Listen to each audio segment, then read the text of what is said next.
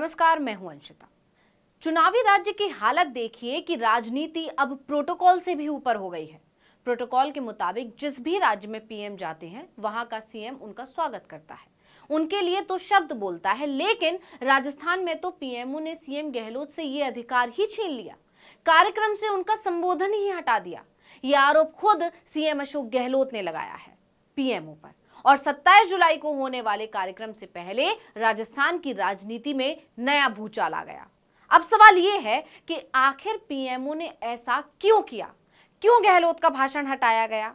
क्या उस उद्घाटन कार्यक्रम को महज चुनावी सभा बनाने के लिए ऐसा किया गया, या फिर बीजेपी को डर था कि कहीं गहलोत पिछली बार की तरह मोदी पर भारी ना पड़ जाए? ये सवाल इस समय सियासी गलियारों में चर्चा का विषय बने हुए हैं।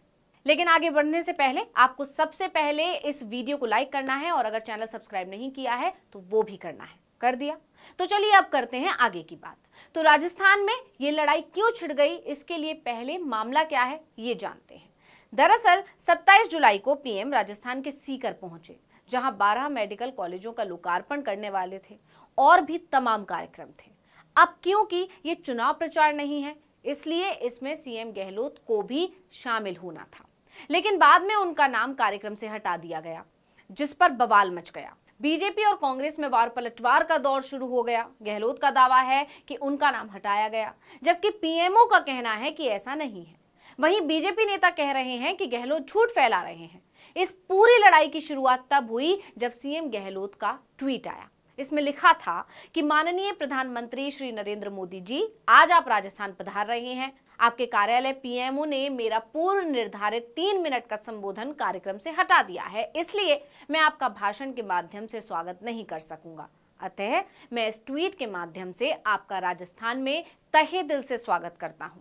उन्होंने आगे लिखा कि आज हो रहे 12 मेडिकल कॉलेजों के लोकार्पण और शिलान्यास राजस्थान सरकार व केंद्र की भागीदारी का परिणाम है। इन मेडिकल कॉलेजों की परियोजना लागत 3,689 करोड़ रुपए है, जिसमें 2,213 करोड़ केंद्र का और 1,476 करोड़ राज्य सरकार का अंशदान है।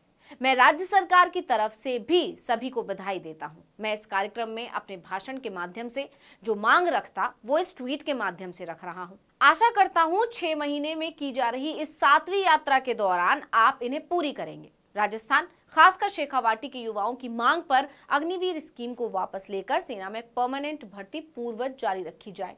राज्य सरकार ने अपने अंतर्गत आने वाले सभी कोऑपरेटिव बैंकों से 21 लाख किसानों के 15,000 करोड़ रुपए के कर्ज माफ किए हैं। हमने केंद्र सरकार को राष्ट्रीयकृत बैंकों के कर्ज माफ करने के लिए वन टाइम सेटलमेंट का प्रस्ताव भेजा है, जिसमें किसानों का हिस्सा हम देंगे। इस मांग को पूरा किया जाए। राजस्थान विधानसभा ने जातिगत जनगणना के लिए संकल्प पारित कर भेजा है। केंद्र सरकार इस पर अविलंब निर्णय ले।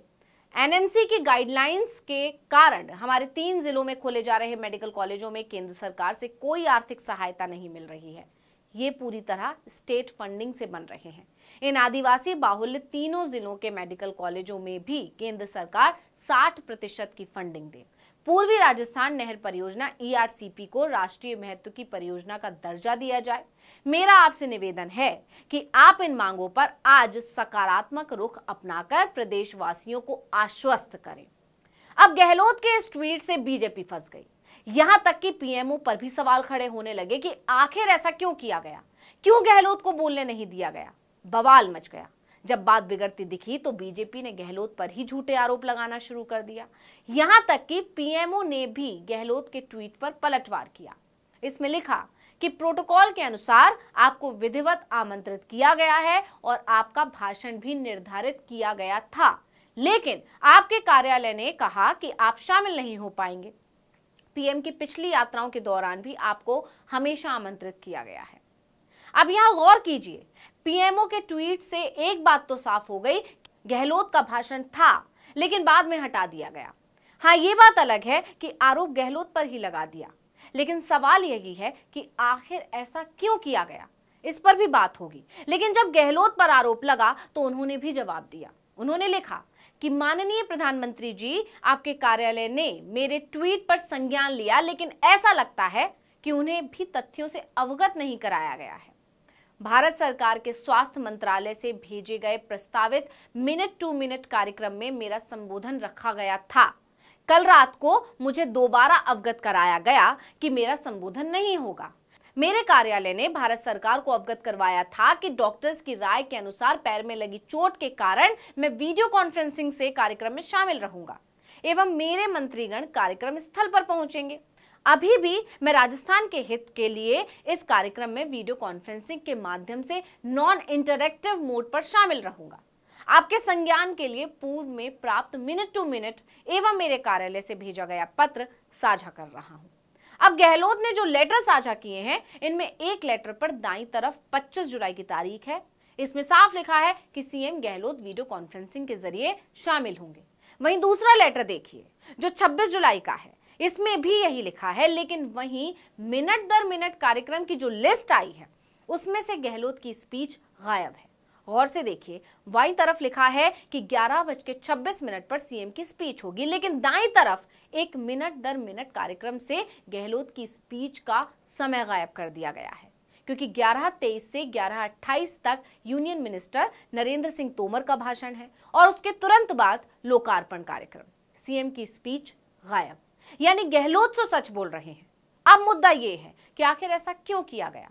तो इसको लेकर जानकारों का दावा है कि ऐसा इसलिए किया गया क्योंकि ये चुनावी राज्य है, इसलिए इस कार्यक्रम के जरिए बीजेपी चुनावी सभा करना चाहती थी, जैसा कि मोदी के भाषण से जाहिर भी हुआ। उन्होंने विपक्ष को घेरने की पूरी कोशिश की। यही नहीं, पिछली बार जब गहलोत और मोदी एक ही मंच पर नजर आए थे, तब दोनों में तीखी बहस देखने को मिली थी।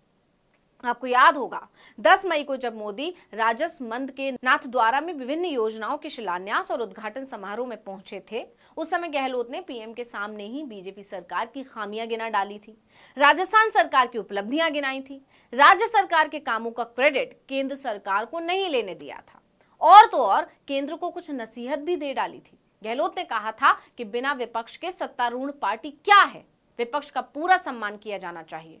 मुझे विश्वास है कि जब आप इस दिशा में आगे बढ़ेंगे तो पक्ष विपक्ष और भी मजबूती से देश की सेवा करेंगे। कुल मिलाकर सीएम ने पीएम की उनके मुंह पर ही किरकिरी कर दी थी। गहलोत के इस तेवर की चर्चा चारों तरफ हुई थी।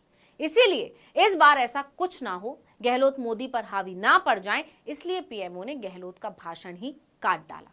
मगर अफसोस, गहलोत की चतुराई और समझदारी ने बीजेपी का ये दांव भी पस्त कर दिया, क्योंकि भले ही पीएम राजस्थान पहुंचे हैं, विपक्ष पर लगातार हमले कर रहे हैं, लेकिन चर्चे तो हर तरफ गहलोत के ही हो रहे हैं। इस वीडियो में इतना ही। आपसे अनुरोध है कि यूट्यूब पर हमारे चैनल आर्टिकल 19 इंडिया को सब्सक्राइब कीजिए, फेसबुक पर लाइक कीजिए और कमेंट करके बताइए आपको हमारा ये वीडियो कैसा लगा। आने वाले दिनों में हम और किन मुद्दों पर वीडियो बनाएं, ये भी जरूर बताइएगा। ट्विटर हैंडल है article19_India, इसको भी फॉलो कर लीजिए। नमस्कार।